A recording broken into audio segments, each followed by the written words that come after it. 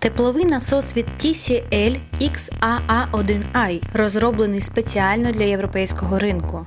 Корпус кондиціонера має класичний дизайн білого кольору з матовою передньою панеллю.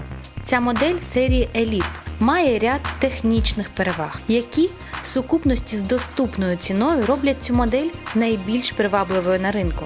Однією з переваг моделі XAA1i є можливість використовувати кондиціонер на обігрів при температурі від мінус 25 до плюс 30 градусів Цельсія та на охолодження від мінус 15 до плюс 60 градусів Цельсія. Кондиціонер працює на новому озонобезпечному холодоагенті R32 з класом енергоефективності А++.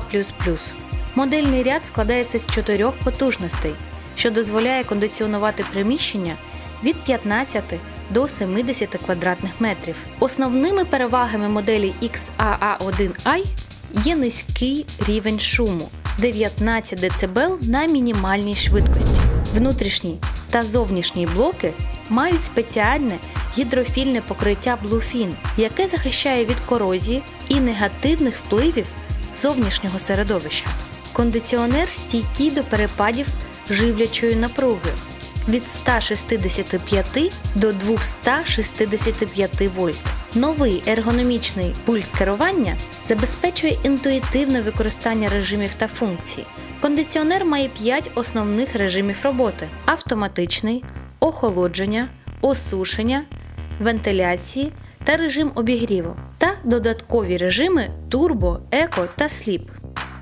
За допомогою режиму турбо ви активуєте максимальну продуктивність кондиціонера. Це дозволяє швидше досягти бажаної температури. Функція Sleep ідеально підходить для використання під час сну.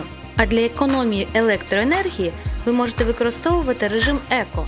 Кондиціонер обладнаний вбудованим модулем зв'язку Wi-Fi для можливості віддаленого керування через смартфон або планшет, що робить користування кондиціонером ще більш зручнішим та комфортнішим.